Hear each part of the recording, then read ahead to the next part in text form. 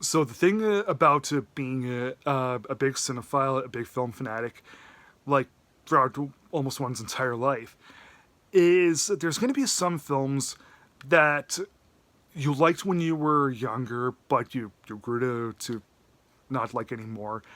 And there's going to be some films that you'll find very very underrated. You'll find some films that you did like way back when, but you simply haven't grown out of. And in the case of the 2003 movie Grind, could it be one of those films that I simply haven't outgrown yet? Or is it one of those films that I simply do think is very, very underrated? Well, I don't know. I personally think that it's a very underrated film. It came out in 2003. Okay, I was 8 years old, and that was around the time of Tony Hawk being on top of the world, skateboarding and BMXing was really really popular. You had PS2, you had Grand Theft Auto, Linkin Park and Sum 41 were tearing up the charts. And yeah, I have one older brother. Okay, he's 3 years older than me, and he was a pretty big edgehead back in the day. Still is, but he's more legitimized now. But when I was 8 years old and he was 11, we were. I tried to be an edgehead like him because I was a kid. He was a few years older than me, and yeah, eventually we ended up renting Grind because a teenage comedy. It's not rated R, and it's about skateboarding. So, yeah, being a kid in the from that day and age, there's no way that you're going to pass up a movie like Grind. So, when Grind came out, it was panned by critics, but I rewatched it not too long ago after a very very long dry spell, and I'll admit, yes, it took me back to the early 2000s, but at the same time, I really didn't think that it was that bad, if I'm being honest. Could it be because of the quality, the general quality of films these days has gone south? Sure.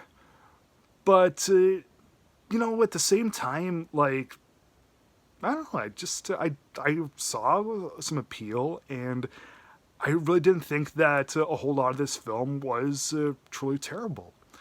The movie is no masterpiece by any means, but the critics that end up trashing it and the lowish score that it has on IMDb really has me thinking like why? So the movie deals with this trio of best friends who are they're getting out of high school. There's Mike Vogel, Vince Violif, and Adam Brody. They're later joined by one of their friends who's a few years older than them, named Joey Kern. They're really really excellent skateboarders, and they have different kind of different personalities, different mindsets. But the leader of them, who's Mike Vogel, really wants to is he's the one that he's the best skateboarder, and he's the one that really wants to. He's the one that really convinces them to follow the dream of doing skateboarding for a living, really pursue their passion. And because skateboarding in the early 2000s was such a huge thing, living through it, it's really cool seeing kind of a lost art.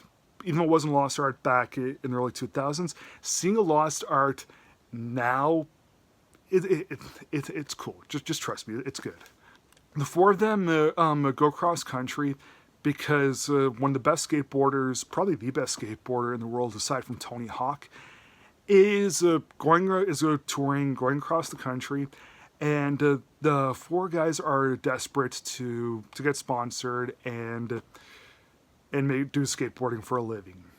Yeah, right away, because the movie is a road trip film, I simply fall head over heels for road trip films. So yeah, that's just one aspect of the film that's added on to the whole early 2000s vibe. Road trip. And the movie does have lots of teenage toilet humor jokes, but it also does have a really incredible amount of heart to it. Like we do get like okay, Vince Vaughn and Joey Kern are the dumb, immature guys out of the group. Yeah, Vince Vaughn, who's just a wild man, and Joey Kern, who's who's the oldest of the group, and he's always pursuing girls in late high school. But as the movie's progressing, all the nuances that they all go through with Mike Vogel being their leader, leading them in this really big odyssey, it's really cool seeing all that stuff happen. And Adam Brody, who's the straight-laced one out of the group, seeing him kind of kick back and develop into someone who's not so uptight about everything, that's also wonderful to see.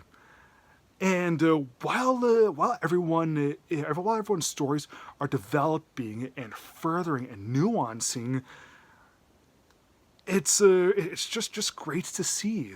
Like like if the movie had such obnoxious characters that never ended up changing, or maybe changed for the worst, then yes, Grind would be a sucky movie.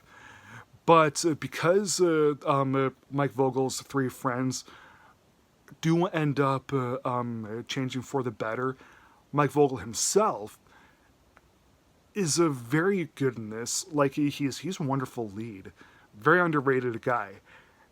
He ends up changing for the better, and after a while of seeing them on the road, trying to get picked up, and seeing some cool skateboard things happening, it's like we just root for these guys all the way.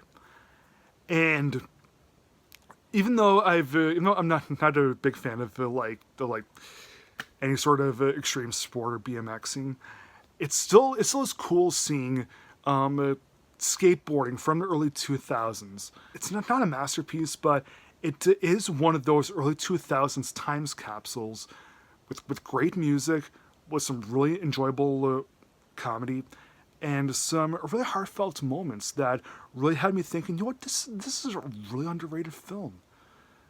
Like 2003, that was a year of a whole bunch of underrated films, and Grind could be the most underrated, maybe not, but still, I do think that Grind is one of the most underrated comedies ever.